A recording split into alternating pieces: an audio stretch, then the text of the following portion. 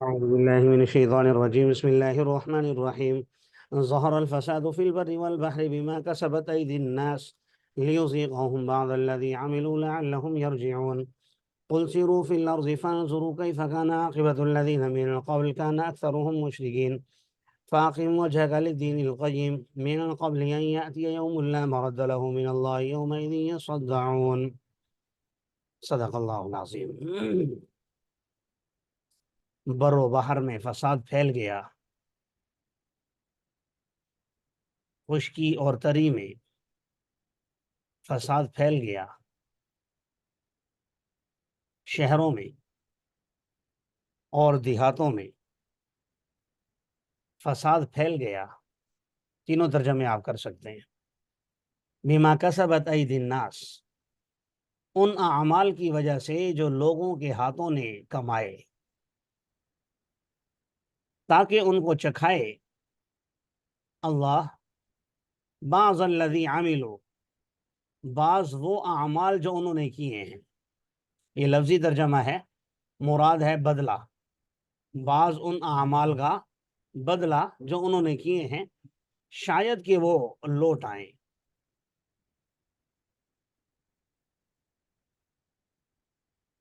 یہاں اللہ تبارک و تعالی نے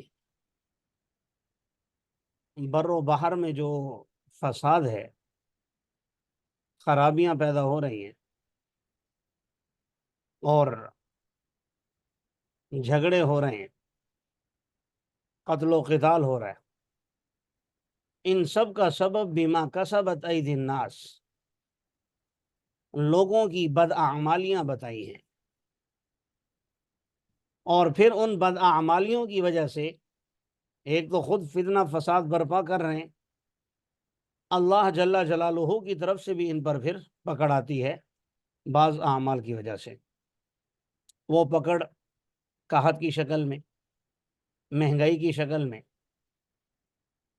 ظالم حکمرانوں کی شکل میں، یعنی جتنی شکلیں اس کی ہو سکتی ہیں اس وقت آپ کو ماشاءاللہ پاکستان میں نظر آ رہی ہیں۔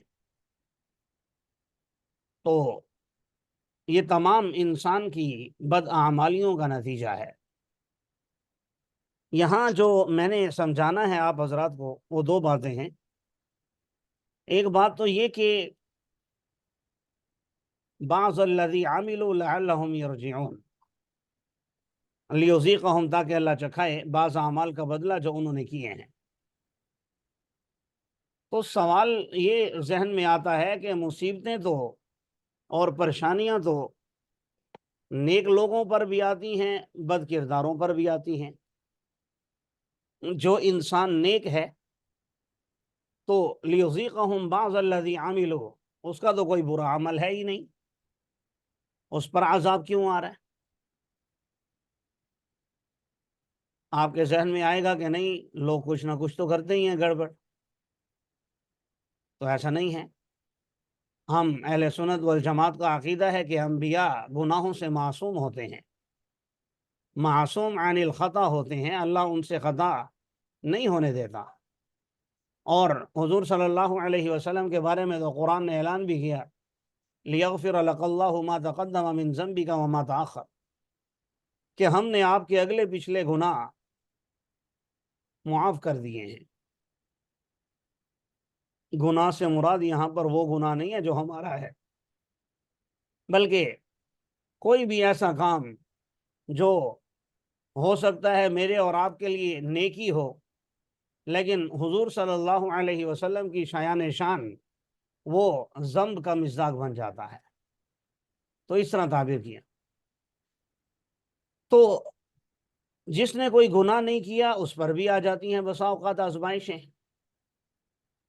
اس کی کیا وجہ ہے؟ تو ایک وجہ تو یہ ہے کہ دنیا کے اندر جب اللہ کا عذاب آتا ہے یا اللہ کی طرف سے آزمائش آتی ہے تو اس کی لپیٹ میں سبھی آتے ہیں۔ نبی کریم صلی اللہ علیہ وسلم نے ارشاد فرمایا، قرب قیامت میں ایک لشکر بیت اللہ پر حملہ کرنے کے لیے روانہ ہوگا، اس بیت اللہ کو گرانے کے لیے۔ مقام عصفان پر پہنچے گا، عین سین فا الف نون، عصفان، تو اللہ تبارک و تعالیٰ ان سب کو زمین میں زندہ دھسا دے گا۔ اما عائشہ رضی اللہ تعالیٰ عنہ نے فرمایا یا رسول اللہ، ایسا بھی ہو سکتا ہے کہ اس میں بعض لوگ مجبوراً آئے ہوں، زبردستی ان کو لایا گیا ہو، ان کے آنے کا ارادہ نہ ہو، زبردستی جیسے ہوتا ہے حکمران لے آتے ہیں یا جنرل کرنل جو بڑے ہیں وہ زبردستی کرواتے ہیں کام۔ تو فرمایا کہ اس وقت تو سب زمین میں زندہ دھسا دیے جائیں گے، ہاں قیامت کے دن وہ اپنی نیتوں پر اٹھائے جائیں گے اور پھر ان کی نیتوں کے مطابق ان کے ساتھ معاملات ہوں گے۔ تو معلوم یہ ہوا کہ دنیا میں جب اللہ کی آزمائش آتی ہے تو اس کی لپیٹ میں سبھی آتے ہیں۔ ایک جواب تو یہ ہے۔ دوسرا جو اصل جواب عرض کرنا چاہتا تھا وہ یہ ہے کہ یہ ضروری نہیں ہے کہ مصیبتیں بما کسبت ایدی الناس انسان کے اعمال کی وجہ سے آئی ہوں۔ بسا اوقات مصیبتیں اور پریشانیاں رفع درجات کے لیے بھی آتی ہیں کہ انسان کے اللہ تبارک و تعالی مقام اور مراتب کو بلند کرنا چاہتا ہے، اس کو اور عزتیں اور بلندیاں عطا فرمانا چاہتا ہے، ایسے مقام تک پہنچانا چاہتا ہے جہاں انسان اپنے اعمال کے ذریعے سے نہیں پہنچ سکتا، بھلے وہ جتنا بڑا ولی ہی کیوں نہ ہو۔ تو پھر اللہ تعالیٰ ایسے نیکوکار لوگوں پر آزمائشوں کو بھیج کر ان کو بلندیاں عطا فرماتا ہے۔ اور باسا اوقات انسان پر آزمائش آتی ہیں، مصیبتیں آتی ہیں اس کی بدعمالیوں کی وجہ سے۔ دونوں باتیں صحیح ہیں، ایک بات کو یہاں ذکر کیا گیا اور ایک بات کو احادیث نبویہ میں بڑی وضاحت کے ساتھ بیان کیا گیا، قرآن میں بھی بعض جگہ اشارے ملتے ہیں۔ تو یہاں میرے اور آپ کے ذہن میں سوال پیدا ہوگا کہ اگر ایسے ہے تو ہمیں کیسے پتہ چلے گا کہ مجھ پر آنے والی یہ مصیبت یہ بطور آزمائش کی ہے یا رفع درجات کے لیے ہے، یعنی میری بدعمالیوں کی وجہ سے ہے یا کس وجہ سے؟ تو ایک بات تو یہ کہ ہر انسان جانتا ہے اپنے اعمال کو، وہ اپنا خود محاسبہ کرے۔ بلکہ میں تو یہ کہوں گا کہ مصائب آنے سے پہلے غور و فکر کر لے۔ حدیث مبارکہ میں حاسبوا قبل ان تحاسبوا، اپنا محاسبہ کر لو، اپنا جائزہ لے لو کہ آپ کتنے پانی میں ہو، اس سے پہلے کہ تمہارا محاسبہ کر لیا جائے، اس سے پہلے کہ اللہ کی طرف سے پکڑ آئے، انسان کو خود ہی سمجھ جانا چاہیے۔ پہلی بات تو یہ۔ دوسری بات یہ کہ علماء نے لکھا ہے کہ اگر کوئی مصیبت آنے کے بعد آپ میں لعلہم یرجعون، رجوع الی اللہ کی صفت پیدا ہو رہی ہے، رجوع الی اللہ کی صفت پیدا ہو رہی ہے، تو اس کا مطلب یہ ہے کہ یہ کسی گناہ کی وجہ سے تھا، آزمائش تھی جو آپ پر آئی، اور اب آہستہ آہستہ یہ ختم ہو جائے گی، کیونکہ آپ کے اندر لعلہم یرجعون کا آپ مزاج بن گئے ہیں، رجوع الی اللہ کی طرف پیدا ہو گئی ہے۔ اور اگر پہلے سے ہی آپ الحمدللہ اچھے کام کر رہے ہیں، نیکیاں کر رہے ہیں، سب کچھ کر رہے ہیں، اس کے باوجود مصیبت آئی اور آپ نے اس پر صبر کیا، اور کوئی بات نہیں، آتی رہتی ہیں مصیبتیں، دنیا دارالامتحان ہے، الدنیا سجن المؤمن و جنت الکافر، مومن کے لیے قید خانہ ہے، تو کوئی بات نہیں۔ تو آپ اپنی روٹین میں رہتے ہیں تو اس کا مطلب یہ ہے کہ یہ رفع درجات کے لیے ہے۔ لیکن ہم یہ دیکھتے ہیں، آخری بات، کہ بہت سے لوگ آزمائشیں آنے کے باوجود لعلہم یرجعون کا مزاج نہیں بنتے، تو پھر کیا کریں؟ اس کا جواب یہ دیا، اس بات کی وضاحت یہ ہے کہ دیکھیں، اگر مصیبت آنے کے بعد نیکی کی توفیق مل جائے، بہت سے لوگ ہیں آپ دیکھتے ہیں کہ پریشانی آنے کے بعد رجوع الی اللہ کی صفت پیدا ہو جاتی ہے، تو اس کا مطلب یہ ہے کہ اللہ آپ سے خوش ہیں، اللہ آپ کے گناہوں کو معاف کرنا چاہتے ہیں، تبھی اللہ تبارک و تعالیٰ نے آپ پر یہ آزمائش بھیجی تاکہ معاف کر دے۔ اور اگر مصیبت آنے کے بعد آپ گناہوں میں لگ جاتے ہیں، بہت سے ایسے لوگ بھی ہم نے دیکھے جو اس میں مصروف ہوتے ہیں، یعنی کوئی فلم دیکھ رہے ہیں، ڈرامہ دیکھ رہے ہیں، کچھ اور ایسا دیکھ رہے ہیں، اگر کچھ کہا جائے کچھ کہا جائے تو کہتے ہیں یار میں پہلے ہی بڑی ٹینشن میں ہوں، میں اپنی ٹینشن دور کر رہا ہوں، مجھے اپنی ٹینشن دور کرنے دو۔ تو اگر تکلیف کو دور کرنے کے لیے آپ اور گناہوں کی دلدل میں پھنستے چلے جا رہے ہیں تو اس کا مطلب یہ ہے، کہ اللہ تبارک و تعالیٰ آپ پر اپنا شکنجہ اور کس رہے ہیں، اللہ تعالیٰ آپ کو اور زیادہ جہنم کی آگ کی طرف لے جانا چاہتے ہیں، اس لیے آپ پر اپنا شکنجہ کستے چلے جا رہے ہیں، جسے دوسری جگہ بیان کیا سنستدرجہم من حیث لا یعلمون، کہ عن قریب ہم انہیں آہستہ آہستہ وہاں لے جا رہے ہیں جہاں کے بارے میں انہوں نے سوچا بھی نہیں ہے، جس کے بارے میں یہ جانتے بھی نہیں ہیں۔ اللہ تعالیٰ ہمیں یہ باتیں سمجھنے کی اور ان پر عمل کرنے کی توفیق عطا فرمائے۔ آگے فرمائے آمین۔ قل سیروا فی الارض، آپ کہہ دیجئے چلو زمین میں، دیکھو کیف کان عاقبۃ الذین من قبل، کیسے ہوا ان لوگوں کا انجام جو ان سے پہلے تھے، ان میں سے کان اکثرہم مشرکین، ان میں سے بھی اکثر لوگ مشرک تھے۔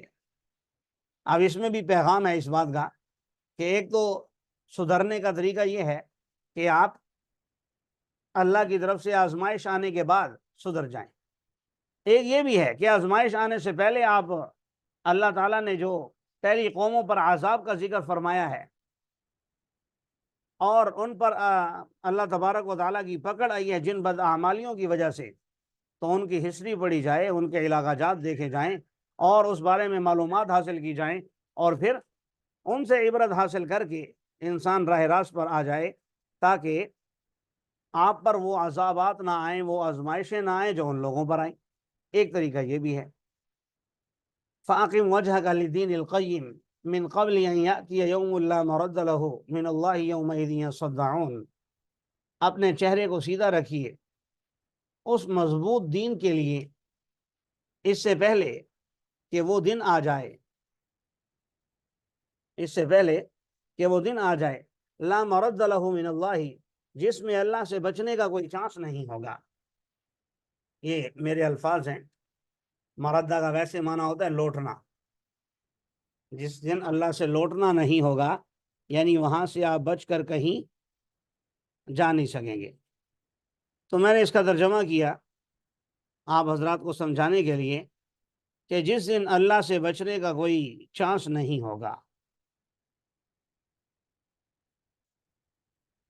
جی، اور یومئذ یصدعون، اور اس دن یہ سب لوگ جدا جدا ہوں گے، یہ سب لوگ الگ الگ ہوں گے۔ آج دنیا میں تو ایک دوسرے کا ساتھ دیتے ہیں، آخرت میں ایسا نہیں ہوگا۔ یصدعون یہ باب تفاعل سے فعل مضارع کا صیغہ ہے، جمع مذکر غائب، اس کا معنی ہوتا ہے جدا ہونا۔